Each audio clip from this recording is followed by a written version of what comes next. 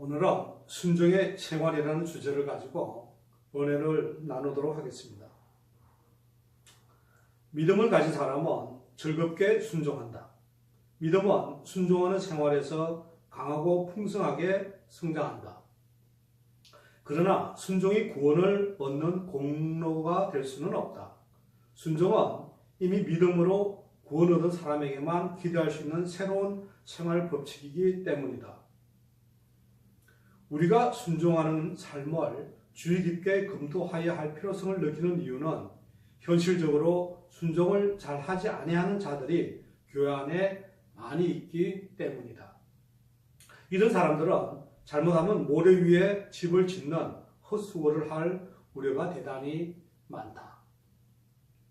1번 보시면 하나님의 자녀된 우리는 범사에 순종할 수 있는 근거를 가지고 있다.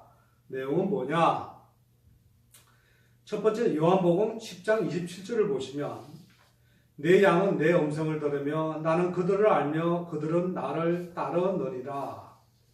여기 보시면 왜 우리가 하나님의 자녀된 우리는 범사에 순종할 수 없느냐라고 이게 성경에서 찾아보면 요한복음 10장 27절에는 그리스도의 양이기 때문에 우리가 순종할 수 있는 근거가 된다. 이렇게 보시면 되겠습니다.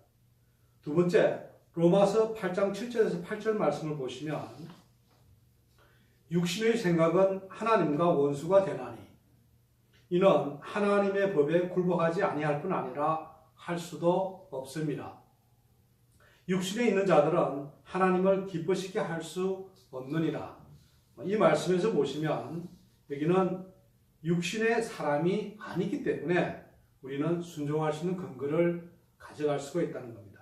2번, 하나님이 자기를 믿는 우리에게 요구하시는 가장 중요한 것이 무엇인가? 신명기 10장 12절 13절에서 살펴보자.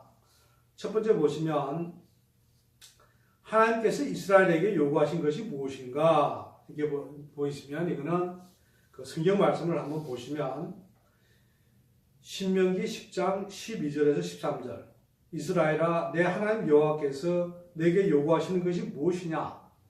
곧 내 하나님 여호와를 경외하여 그의 모든 도를 행하고 그를 사랑하며 마음을 다하고 뜻을 다하여 내 하나님 여호와를 섬기고 내가 오늘 내 행복을 위하여 내게 명하는 여호와의 명령과 규례를 지킬 것이 아니냐라는 말씀입니다. 그래서 여기서 보시면 결국은 하나님께서 이스라엘에 요구하신 게 뭐냐 하면 이거는 마음을 드리는 순종의 삶을 살아야 된다라는 이러한 내용입니다. 두 번째 보시면 당신은 순종이 남이 잘 되기 위한 것이 아니라 당신 자신을 위한 것이라는 사실을 어떻게 받아들이는가? 우리가 순종을 하면은 나 자신뿐만 아니라 하나님이 다 기뻐하신다는 거죠. 3번, 예수님은 세상에 계실 때 얼마나 철저하게 하나님께 순종하셨는가? 요한복음 4장 34절을 보시면 예수께서 이르시되 나의 양식은 나를 보내신 이의 뜻을 행하며 그의 일을 온전히 이루는 것이니라. 이런 말씀입니다. 여기서 보시면 하나님의 뜻을 행하며 살았다는 거죠. 요한복음 8장 29절을 보시면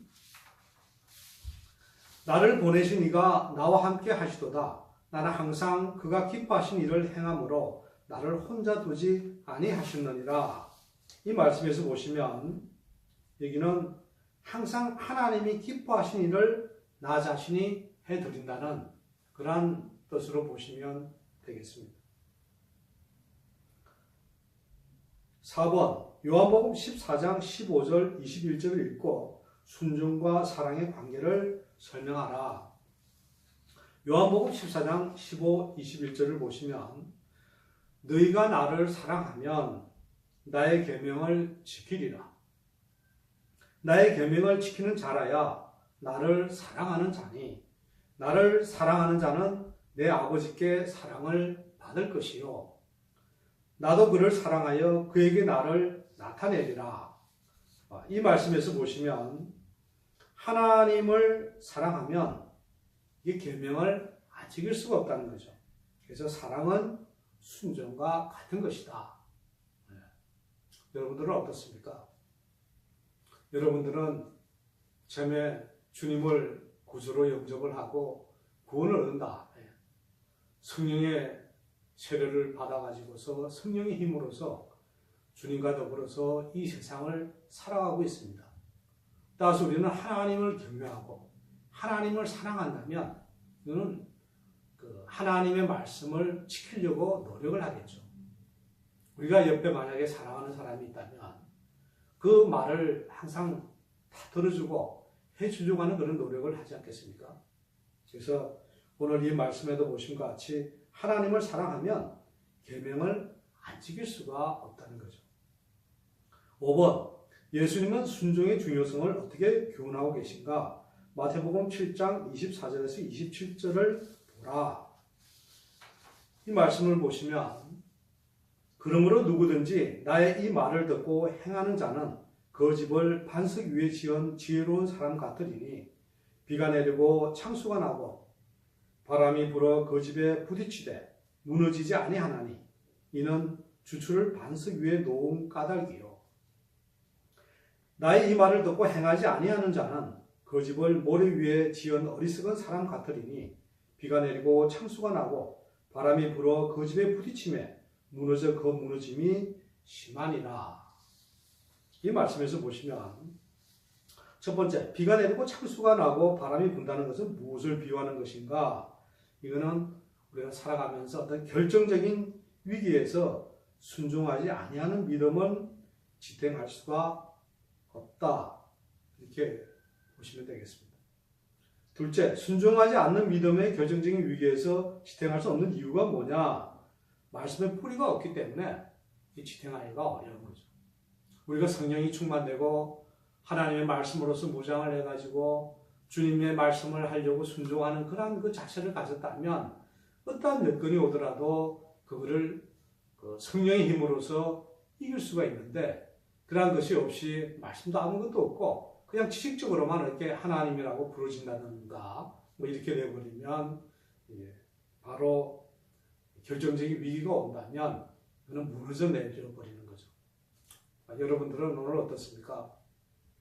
여러분은 세상을 살아가면서 결정적인 위기가 왔을 때 정말 내가 하나님의 말씀을 가지고 그걸 잘 견디고 계시는지 또 그렇지 않으면 내가 그냥 비바람에 몰아치니까 무너져가지고 그냥 없어져 버리는 그런 믿음의 소유자인지 이런 내용들을 스스로 다 같이 한번 얘기도 나눠보시고 또 우리가 그런 주님을 제대로 믿고 하나님의 말씀에 순종하며 살아가는 그런 힘을 얻으려면 어떻게 하는 것이 좋을까 하는 이런 것을 서로 얘기를 나눠보면 좋겠습니다.